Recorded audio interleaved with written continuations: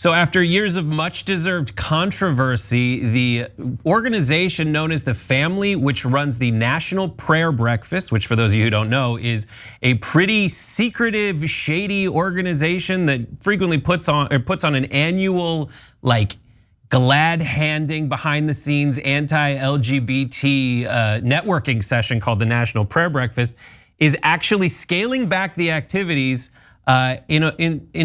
in no small part due to the reporting of Jonathan Larson of TYT Investigates. So let me tell you a little bit about what they're scaling back from this very sketchy organization in their event. The Family apparently will have far fewer of its secret closed-door networking events in breakout rooms at the Washington Hilton before and after the breakfast. And unlike years past, this year the Family, as Jonathan Larson reports, makes no attempt in its online invitation to imply that the breakfast is an official or even semi-official event. A source that's been close to the Family tells TYT that Biden will not deliver his address in person at the Hilton, but will instead speak at the Capitol Visitor Center as he did last year. Biden will gather there with members of Congress while the Family and its invitees watch remotely from the Washington Hilton. And I love this little detail that he writes, quote, according to an invitation posted online but not politicized, this year's breakfast program has been cut down from 4 days to 2. For me, breakfast is usually like 25 minutes one day. Well, so Brett, that's actually relevant because those 4 days of the overall event is part of how they get emissaries that are very right wing, a lot of them from foreign countries looking to do harm to LGBTQ folks and other folks, a Russian spy, etc., to meet with American politicians. We're gonna pray together one morning and have breakfast is the cover story, but in reality, they're just trying to get extreme right-wingers throughout the world and in this country to meet with American politicians all the time. And they love the fact that Democrats come because it gives them perfect cover. If you just did a right-wing event, no one would care, right? But the fact that Democrats come, including Democratic presidents, all those videos you just saw are at the National Prayer Breakfast. That's Obama, Clinton, Biden, and they go and kiss their ass. It's crazy. Look, on air here, we have opinions and analysis. If you ever watch the Young Turks, you know that. But what they're doing in TYT Investigates, our reporters, who by the way, our audience hired, is amazing. Jonathan did this he's almost single-handedly ended the National Prayer Breakfast. You're gonna see how many Democrats have withdrawn in a second. Now they're in different rooms so they can't influence the politicians. I mean, this is as good a job reporting as I've ever seen, okay? Yeah. And so I want to give credit to Jonathan Larson, I want to give credit to TYT Investigates, but I also want to give credit to everyone who contributed to that, because you made this happen.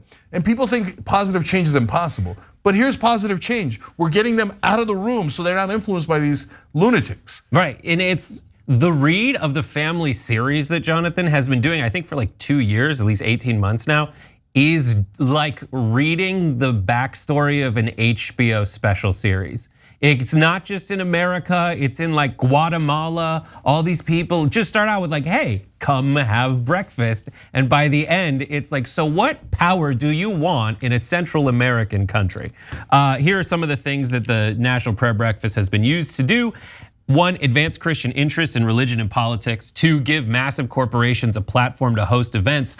3, hawk access to American politicians and to corporations and foreign leaders.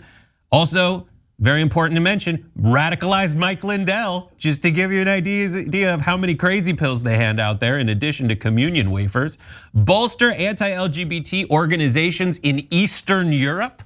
Protect an evangelical president in Guatemala from a UN anti-corruption probe, and serve the Family's long-term goal of turning at least 200 world leaders into evangelical Christian. Technically, it's called the Fellowship Foundation, but everybody refers to it as the Family.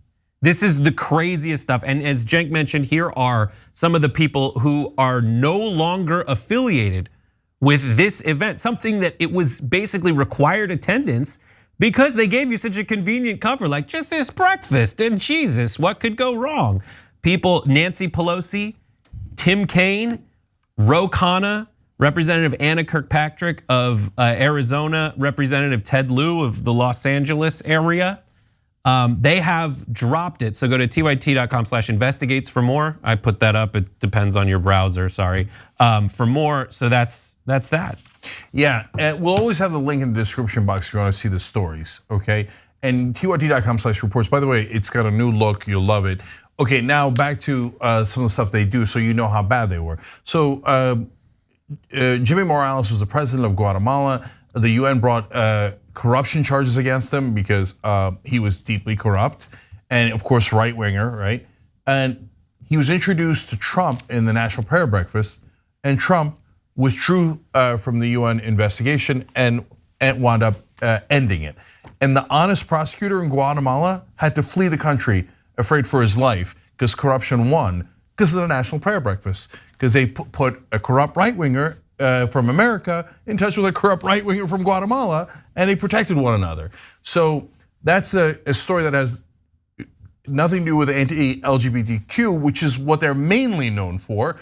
They would send emissaries throughout the world, including Democratic congresspeople. I think that largely unwittingly in the case of the Democrats, but we don't know for sure, right? And they would go and they would attend these events where they would push deeply, horrible laws, including execution in Uganda of gay people, right?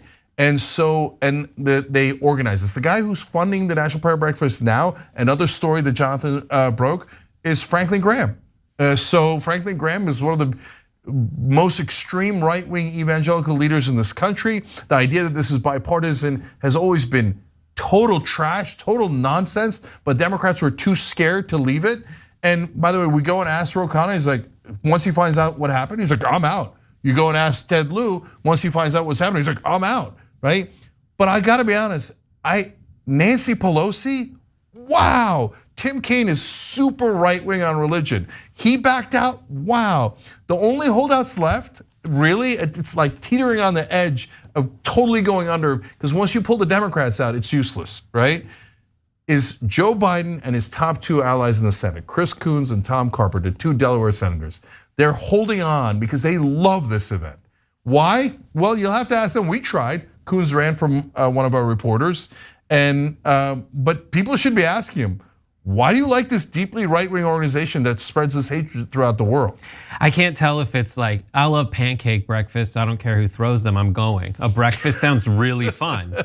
I love it, and it takes reporting like this to really just peel back a few layers and you realize just how much corruption and the convenient pleading of ignorance you can do, because you can say, I just was at the National Prayer Breakfast. So kudos to Jonathan Larson and team at TYT Investigates for breaking not just this story, but other stories. There were other names that were involved in the past: Charlie Crist, Val Demings, Dingell, Gillibrand, Klobuchar, and of course Joe Manchin in previous reporting from Jonathan Larson that just kind of put a few names on the page, and now they're taking their name off the guest list. By the way, other organizations have also done good reporting on this. Salon's done a lot of reports on it. Jeff Charlotte did a wonderful book on it, which got turned into a Netflix series, which you should check out, called The Family. So it's a collaboration of the best reporters in the country, all at independent outlets. Because God, why does Chris Coons want to go? Why isn't the New York Times doing this kind of reporting? Because you don't want to offend religious people. Shh. It doesn't matter how corrupt they are. It doesn't matter how extreme they are. It doesn't matter how much they're driving hatred throughout the world. Shh. You don't want to offend religious people. Well, that's not reporting. That's not truth to power. This is reporting. Last thing on this, talking about it's like out of a movie, right? As you read these stories. The Mike Lindell story is amazing. It's got Stephen Baldwin in it. They bring him in, and at that point, Mike Lindell's just a rube, right? And he's not even necessarily deeply right wing. He hasn't lost his mind yet. And they bring him in, and they're like, "Oh, we're gonna meet you with Ben Carson." And they pull him out of the room as if he's special. And they're like, and they get him into a smaller room in those 4 days, etc., that they're doing all these events. And they're like, "God has selected you," and he's like, "Oh." He has? You're like, oh, Mike, you idiot, Jesus Christ, right? So go check out all those stories on tyt.com/reports. They're amazing, wonderful journalists.